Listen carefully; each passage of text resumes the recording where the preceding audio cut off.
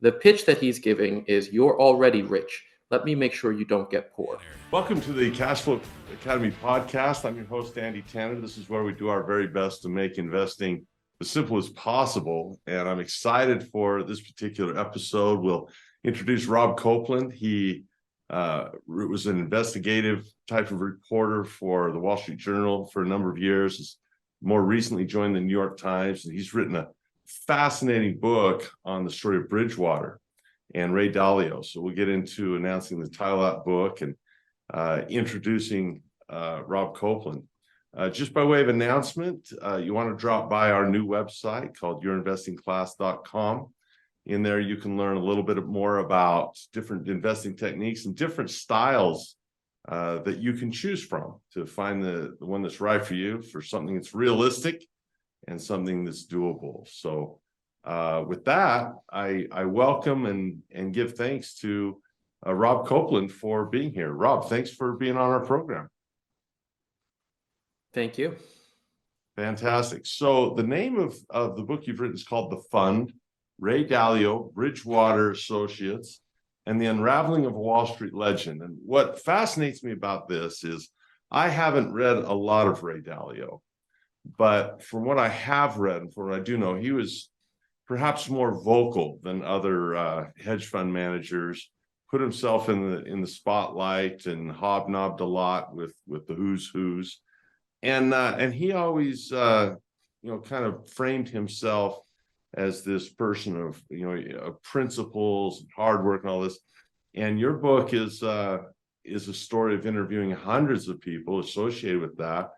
And boy, this is a very pulling no punches, kind of an unvarnished look at that story. So tell us a little bit about your background and what brought you to the point where you wanted to write this book about Bridgewater.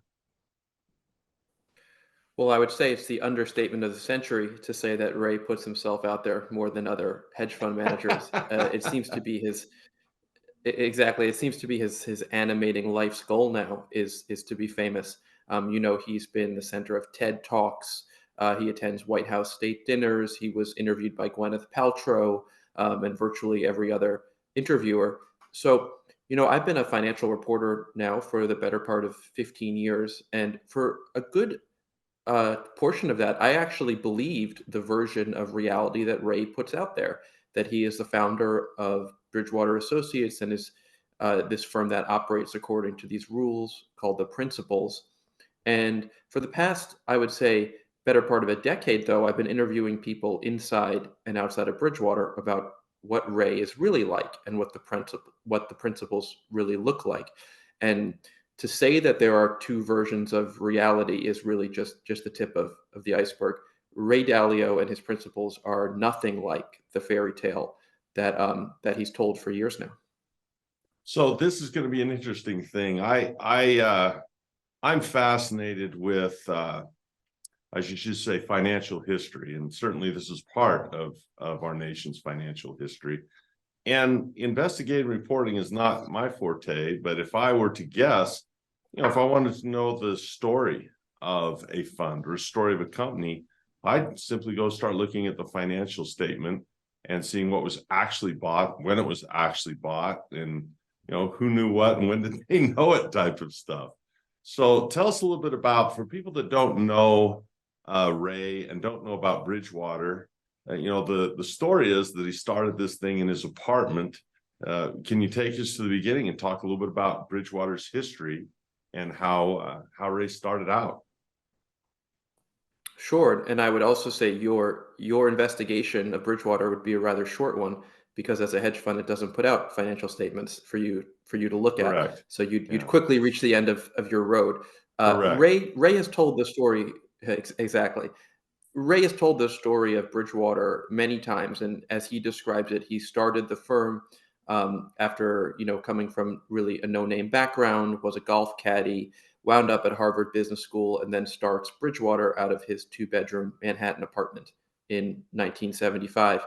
He even, when journalists interview him, he begins to tell them how they should write their story, and he always suggests that they start with that. Now, that is when the story starts to veer a little bit different from the story that Ray tells, and now into the point where he's telling something that is close to fiction. What he doesn't talk about is that he had a lot of help along the way, and that as he's building Bridgewater, he marries into the Vanderbilt Whitney family. He ingratiates himself to a wealthy New York family, and he sort of creates a name for himself as a great researcher of economic history and as someone who is not merely going to help you make money, but thanks to his study of history, is going to make sure you don't lose it. And I think that's a really important distinction between Ray and maybe a lot of other hedge fund managers that your listeners may have heard of, or mutual fund, or any investor. The pitch that he's giving is, you're already rich. Let me make sure you don't get poor. And that was an incredibly powerful argument to make in the 80s, 90s, and 2000s. And let's give him credit. He's a master marketer. There weren't actually that many people making that argument at that time. So he positions himself as a historian. I know in the books he's written, even his most recent one was framed as a deep dive into history. Talk a little bit about the principles. I mean, he invested. I believe in your book you talk a little bit about how he leveraged bonds in a bull bond market. But let's go back to this, because I think the important thing here is there's a tough thing. As a father, I'm trying to teach my sons not to be naive. I'm trying to teach my sons not to be taken in, and to be savvy, and to realize there's characters in the world, and not to get reeled in by characters. But I'm also trying to teach my sons principles. So if we say, well, if Ray Dalio says, let's just take a principle of hard work or integrity, or, any handful of things you and I might consider, a good set of principles, a bulwark for our kids to build on. Does this discount? You feel the story discounts that idea that we become jaded towards the principles, or jaded towards Ray? What's your thought on that? Well, let's be clear about one thing. Ray Dalio is already a billionaire by the mid 2000s before he even begins to make up these things called principles. So he's already made more money than I'll ever make, and probably most people listening to this podcast will ever make. Although I wish them nothing but success. So he starts looking for this animating doctrine, for a reason for his success, because for the past 2 decades, to Ray, the most important thing hasn't been just to be rich, but it has been to be loved. And the principles are nothing short. That they start with just a few rules, and then they sort of metastasize into hundreds of them. And what they offer is a path toward a higher level version of yourself. He says, ignore your instincts and embrace these principles, and you will achieve success. On their face, the principles, they're not crazy. One of his favorite principles is pain plus reflection equals progress. And I think we've all probably been through moments in our life when we've had For painful sure. moments, and then later we have achieved some level of progress. But what Ray so infrequently talks about is that it's Ray Dalio who is inflicting the pain on you, and that the progress is really for his own pleasure. So once you sort of peel back the onion, it gets really complicated. I would just add one thing, that if I were talking to your son, I'm very skeptical of anyone, particularly hyper wealthy people, who say you should discard your own value system and embrace mine, because that's the way to be successful. I don't mind. It's not about what your religion is or how you were brought up, but it's very scary to me that people are willing to just for the promise of money, leave behind how they were raised. That phrase you just gave was actually kind of chilling to me. The idea that it sounds more like something L. Ron Hubbard would say, or some type of cult leader would say, to discard your own values and follow what I have to say. So talk a little bit about what you did find out. As you mentioned, if I'm going to go public, for example, a company like Berkshire Hathaway, they're going to have to make a report at least somewhat to the SEC. I'm going to know how many shares of Coca-Cola they own. I'm going to know that they own Geico, and they're going to give me at least some level of transparency, which is interesting, which is an interesting word in your book. So we'll talk about the idea of transparency, maybe in air quotes, in terms of your book. But what did you find out about investments in the people you talked to? How is the money made? So in hedge funds, it's a little different from Bridgewater Hathaway, right? Because Bridgewater Hathaway has to tell you what it buys and how much it makes or it loses. And the departed Charlie Munger and Warren Buffett, they do have these annual meetings where you can ask them anything. Bridgewater Yeah. is essentially the opposite. Hedge funds are private vehicles. They're only for the hyper wealthy. At one point, Bridgewater, the minimum investment was $100 million, and they can essentially do whatever they'd like with your money within reason. Bridgewater and Ray tell this story that they claim they have this very secret system, this systematized investments with hundreds of rules that they won't tell you about, and they claim that there's virtually no human intervention into these rules. Interesting. Now, the really scary thing about it, it is interesting. And so I went for a number of years and thought, well, wouldn't it be quite the reveal to find out what some of these rules were? Ray literally calls them, these are his words, timeless and universal. There's no other investor on Wall Street who believes they have timeless and universal rules that no one else can figure out. The whole sort of point of the asset management industry is that it's constantly, striving towards figuring out the next edge. And Yeah. what I found out was that there's far less of an investment system than Ray and Bridgewater claim publicly. That at the end of the day, if Ray Dalio decides, for instance, that the euro is bound to go up, that he can order Bridgewater to buy a lot of euros, and that he would consider that a rule because it came out of his head, and he's the inventor of the principles. And it is both funny and scary, but the people around him, including the people still running Bridgewater, allowed this to happen, and it's because, in my view, they were being paid such an incredible sum of money to stay there, and because Ray had them buy into this system, which is the principles that really doesn't allow any meaningful questioning of what Ray does. This feels, the more I listen to you, the more I feel like, I mentioned it feels cold, like it feels like David Koresh. It feels like almost like a culture within his little company where he had he set himself up as a leader and someone at the front of things that could do no wrong. This is really interesting stuff. Talk about transparency library, if you would. What does it Mm. mean? What's the transparency library?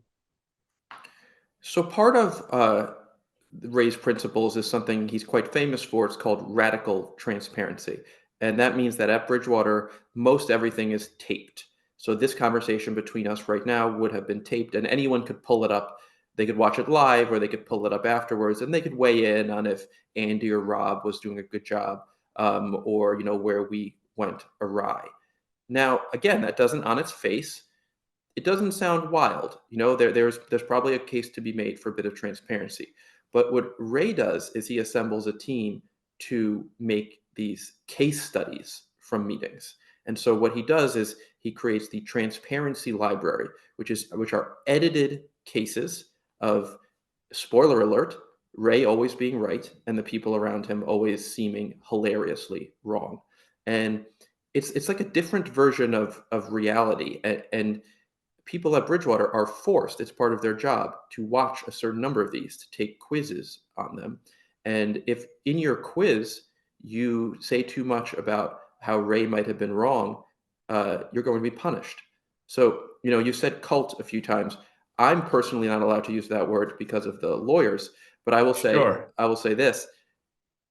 Uh, there's no doubt, and I'm comfortable saying this, Bridgewater is a closed society that operates with a charismatic leader according to a strict doctrine with harsh punishment to those who go against it. Now, many people inside Bridgewater and outside Bridgewater have called it a cult. Ray has addressed whether he thinks it's a cult. But asking Ray whether Bridgewater and the Principles is a cult is a Of bit course. like asking L. Ron Hubbard if Scientology is a cult. Okay, so this is an interesting thing. So I'm Rob Copeland. I'm working at the Wall Street Journal. I'm a investigative reporter, and I decide to write what might be described as an expose easily, or maybe I'm going to be a muckraker and I'm going to go after a guy that has tremendous influence, a guy that has a lot of power, a lot of money, a lot of friends. Wow, did you have pause about how this might affect you personally? I mean, you must have thought, gee, I'm really going to write something about someone that's pretty powerful here with a lot of powerful friends. Did you ever second guess that at all, or any type of Well, threats? I would Go ahead. I think I you would get the actually question. respond to you with I get the no. I'm excited for the question. Sorry, I was too excited to answer. I would actually respond with one of Ray's so-called principles, which is he has a principle called trust in truth. Look, the book is super fun. It is. It really is. Doesn't read like a business book. I'm very proud of that. I would. It's the opposite of boring. But I didn't go out to write a muckraking book. I actually went out to tell you what he's really like behind closed doors. And the Sure. remarkable thing is, over the past, 6, 7, 8 years, he's just become more and more famous Yeah. with for this completely fictitious version of himself. His first book. He's now got 3 books called Principles. By the way, I've only Right. got one called The Fund, but Right. it says it offers nothing less than a blueprint for how to achieve a meaningful life and meaningful relationships. I'm not offering you a blueprint for that. I don't think you should take it from me or anyone else. I'm just telling you what he's really like, and what Bridgewater is really like.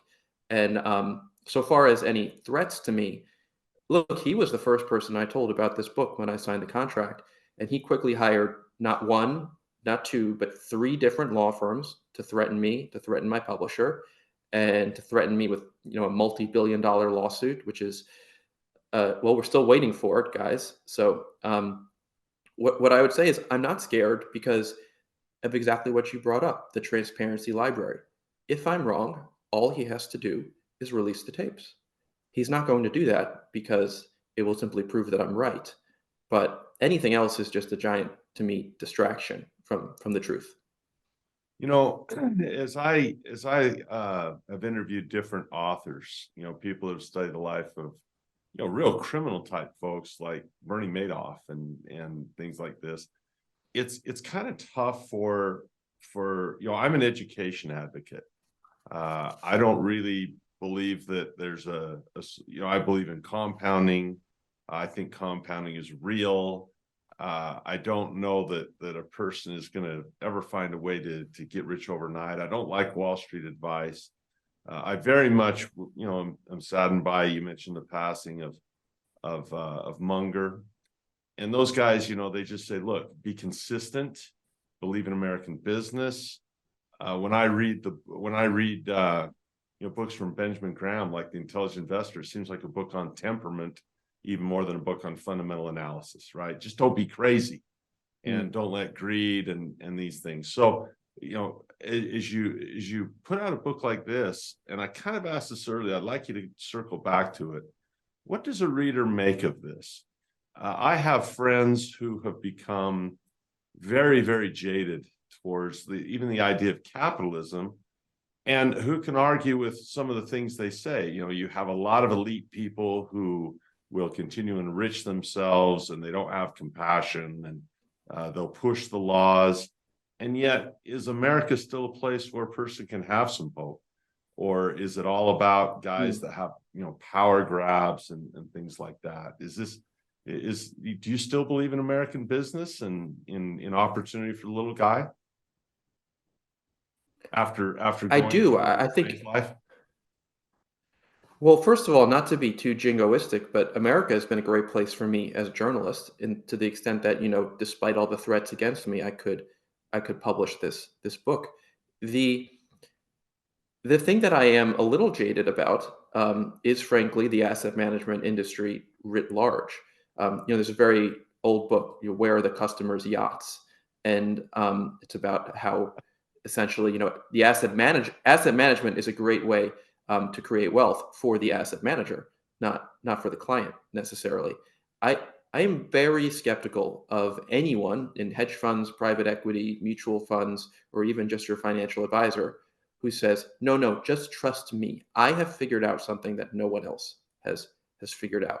Because from years upon years now of covering Wall Street, I can say that jargon is just that. It very rarely actually reveals something that you or I could not, figure out over half a drink. So Yeah. there is an incredible opportunity though, and I'm very scared of this skepticism that people have toward Wall Street and finance in general, because it is still true that over time the markets go up, and that putting your money into an index fund or just having exposure is generally positive. And particularly, I'm 36.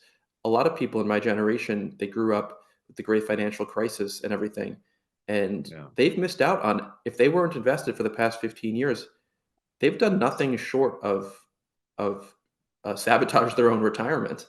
So Yeah. I do think we still have to um, look. You'd be better off for the last 15 years investing in America than investing in pretty much anything else. That's just a fact. Yeah, it's an interesting. I'm so excited to dive into this, and I would encourage everyone to pick this stuff up. The more it's interesting when people graduate from high school. There's an exercise called commencement, which means let's go. And I think the opportunity to continue to learn, falls the wayside from people. They say, "Well, I'm done with high school. I'm done with college. Now I'm just going to work." And I think the more you read and the more you learn, I don't like to be a constant infomercial for people on the podcast, but I would just say this. If you were to have the chance to go out with Rob and have dinner and drinks and pick his brain from what he's learned about studying this, I'm sure you'd be willing to pick up the check. Well, hey, you can get a lot more than that by going to Amazon.com right now and picking up the fund. Ray Dalio, Bridgewater Associates, and the Unraveling of a Wall Street legend. The truth is stranger than fiction. This is going to read maybe not like a murder mystery, but certainly I can't wait to find out what happens behind the scenes in such a powerful fund. And it sounds like just a great story. So thank you I know you've got a hard stop coming up, and I want to be respectful of your time. Any what would you hope a reader would gain from the book besides entertainment? I mean, I'll read a book like Grisham, like I read The Firm. I couldn't put it down. I read it in one sitting. I could not put it down. It was wonderfully entertaining. But other books are not only entertaining, but there's a moral to the story. Any moral of the story that you'd like people to keep their eye out for as they read it? Well, there's two main ones, and one is about investing, and one is, I think, about life. In investing, we can actually learn a lot from Ray Dalio, because what he does for the past 40 years is he just keeps being a doomsday prophet. He keeps telling people, Yeah. "Oh my gosh, the sky is about to fall. There's going to be." He calls for a recession or a civil war or World War III a few times a year, literally. So one, I think we can learn a lot as investors by sort of eliminating the noise of people who are trying to scare us. Stick with your long-term plan, whatever that is. I'm not telling you what to buy or to sell, but realize that people who are trying to scare you are often also trying to sell you something. I learned that a lot from, just studying Ray Dalio. And in life, he says the principles are for life and work. I'm very cognizant now of people who claim to want to tell me hard truths, but they're really actually just being rude, and they're really just sort of in charge of me. We should be very careful of, when our bosses, or maybe even, our spouses at times, it's okay to tell a white lie. It's okay to be kind to someone, and saying, "Oh, I'm just telling you this for your own good," is well, I just think it's a suboptimal way of living. What Ray so rarely does at Bridgewater is exhibit just plain old kindness, and I think you can get I'm the youngest of 5 kids. Believe me, I'm no stranger to a good joke or a good bullying or a good teasing. But when you're an adult, if your boss is constantly telling you how much you're terrible at things, and he's saying, "But I'm telling you this for your own good," I would get a new job because life is finite. This has been a delightful conversation. We got about 2 minutes before your hard stop. I would encourage everyone, pick this up, because I get the feeling, always keep control of your own decisions. Always know that you're smart enough to figure things out. Trust your intuition. Don't be gaslit by people, and trust that you're a smart person, that you can make great decisions, especially when you become educated. If you'd hold on just 1 sec, I'd like to thank you properly after I close the show. One more quick, you can go to www.bridgewaterbook.com to get more information. That's correct, yes? And Correct. drop by Amazon.com, get the fund, Ray Dalio, Bridgewater Associates, and the Unraveling of a Wall Street Legend. Also, you can drop by yourinvestingclass.com, learn more about what we do. With that, I'm Andy Tanner. You've been listening to Cashflow Academy Podcast. We do our best to make this simple. We'll see you next time.